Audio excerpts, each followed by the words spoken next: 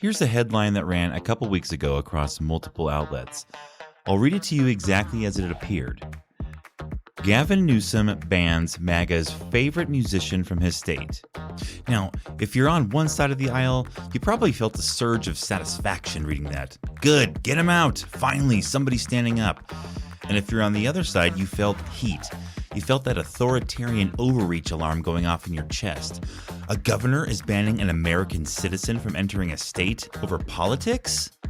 Both reactions are exactly what that headline was designed to produce. Because here's what actually happened. Nobody got banned from anywhere.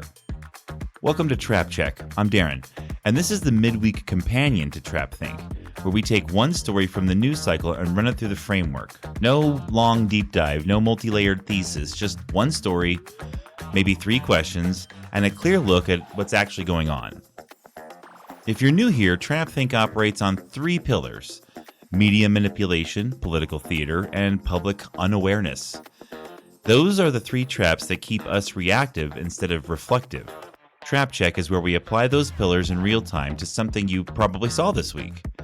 Today's story, California Governor Gavin Newsom banning Kid Rock from the state of California. So let's get into it. So here's what happened. In late February, the HHS Secretary Robert F. Kennedy Jr. posted a workout video to social media featuring himself and Kid Rock. They're lifting weights, riding a stationary bike in a sauna, shirtless, wearing jeans. It's a whole thing. The stated purpose was to promote the Make America Healthy Again initiative. Eat real food, get active. That was the message.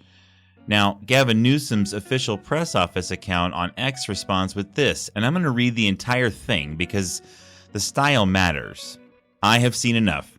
As governor of the free world, I, Gavin C. Newsom, am officially banning Kid Rock from California. His shirtless video with Secretary Brainworm was inappropriate, creepy, and very low energy. Not what you want around your children. Also, some of the weakest push-ups ever witnessed. California only allows winners.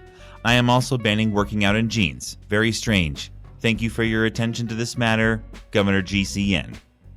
Now read that again in your head. The all caps, governor of the free world, very low energy, only allows winners. This is written in the unmistakable rhetorical style of Donald Trump. That's intentional. Newsom's press team has been running this bit for months, adopting Trump's own style of trolling his adversaries. He'd actually done this before, using the same account to indefinitely suspend Kid Rock from performing in California over what he called horrifically bad music. It's a joke, it's satire, it's a bit. And that post got almost 1 million views. So that's the story. Now let's check it. Here's where the trap gets set. What Newsom posted was clearly satirical. You don't have to like it, you don't have to think it's funny, but the intent is obvious to anyone who reads the full post. Now look at how it got reported. The headline I opened with, Gavin Newsom bans MAGA's favorite musician from his state, drops every signal that this was a joke. No quotation marks around bans, no mention of satire, no context about the Trump voice parody. Just a clean, declarative statement designed to generate a reaction. Some outlets put bans in quotes, some didn't. And the difference matters because the ones that didn't are counting on the fact that most people don't read past the headlines. Studies have shown this consistently. The majority of people who share an article on social media never click through to read it. The headline does all the work. The headline is the content for most of the audience. So what's the manipulation? It's framing. The story could have been reported as Newsom continues troll campaign against Kid Rock. That's accurate and boring. Nobody clicks on that. But governor bans musician from state. That's outrage fuel. That's engagement. That's revenue. And here's the thing about media manipulation. It doesn't require a shadowy conspiracy. It just requires incentives.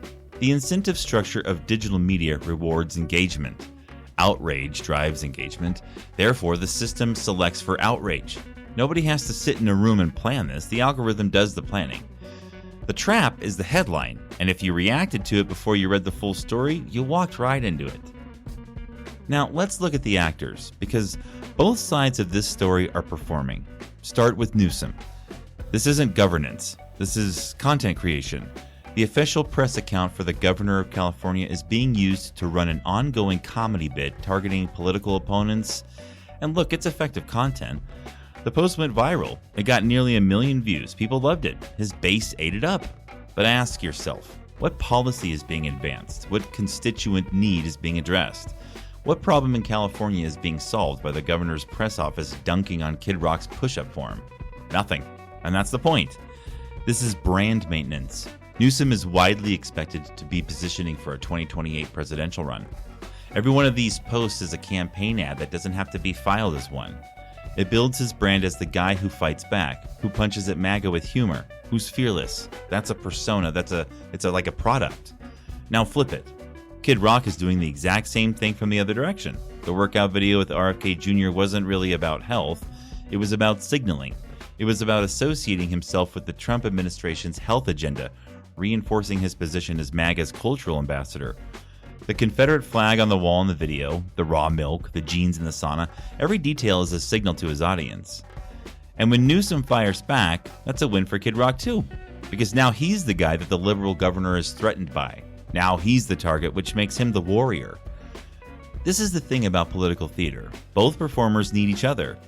Newsom needs a MAGA villain to punch at. Kid Rock needs a liberal elite to provoke. They're not opponents, they're co-stars in a production that benefits both of them at the expense of your attention. Proverbs 26:17 says, "Like one who grabs a stray dog by the ears is someone who rushes into a quarrel not their own." And that's what's happening here. This quarrel isn't yours, but you're being invited to grab hold of it anyway, to pick a side, to cheer for your guy. And the moment you do, you become a prop in someone else's show. And here's the part that should bother everyone, regardless of the politics. A governor cannot ban an American citizen from entering their state. Period. Full stop. This is not gray area. The right to interstate travel is one of the most fundamental constitutional protections we have. It's rooted in the Privileges and Immunities Clause of Article 4. It's reinforced by the 14th Amendment. The Supreme Court has affirmed it repeatedly. No governor, not Newsom, not any governor, has the legal authority to prevent an American citizen from crossing a state line. It's not a power that exists. Now, Newsom wasn't actually trying to do this. We've established that it's a joke. But here's the problem. The joke only works as outrage content because the audience doesn't know it's impossible. If everyone reading that headline immediately understood that a governor lacks the constitutional authority to ban anyone from a state, the headline has no power. It's just a politician making a joke on social media. Story over. That's not what's happening. People shared it as if it was real. People were outraged as if it was real. People celebrated it as if it were real. And that gap between what people believed and what's constitutionally possible, that's the unawareness trap. See, this is why civic knowledge matters. Not in a textbook way, I mean, it does there too, but in like a practical way. Protect yourself way. When you understand how power actually works, what a governor can and cannot do, what rights are actually protected, you become much harder to manipulate. The headline doesn't land. The outrage doesn't catch. You see the puppet strings. And that's why TrapThink is here. We're not here to tell you what to think about Gavin Newsom or Kid Rock or any of this. We're here to make sure that when you do think about it, you're thinking clearly. So let's recap. A satirical social media post by a governor was repackaged by media outlets into outrage bait headlines. Two political performers used each other to build their respective brands, and a large chunk of the public didn't have the baseline civic knowledge to recognize that the premise of the story was constitutionally impossible. 3 pillars, 1 story. That's a trap check. Now, what describes you? Do you have the civic knowledge to understand that this is stupid? Here's your takeaway. The next time a headline makes you feel something strong, satisfaction, outrage, vindication, just pause. Ask yourself 3 questions. How is this being framed? Who benefits from the framing? Who's performing? And what's the performance for? And what do I need to know to evaluate this on my own? If you can answer those 3 questions, you're outside the trap. Romans 12:2. Do not conform to the pattern of this world, but be transformed by the renewing of your mind. That's the work, renewing how we think. Not what we think, how.